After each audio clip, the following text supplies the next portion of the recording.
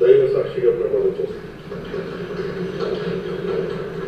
ఆంధ్రప్రదేశ్ శాసనసభ సభ్యుడైన కొణిదెల పవన్ కళ్యాణ్ అనే నేను సభా నియమాలకు కట్టుబడి ఉంటానని, వాటిని అనుసరిస్తానని, సభా మర్యాదలను పాటిస్తానని, సాంప్రదాయాలను గౌరవిస్తానని దైవ సాక్షిగా ప్రమాణం చేస్తాను.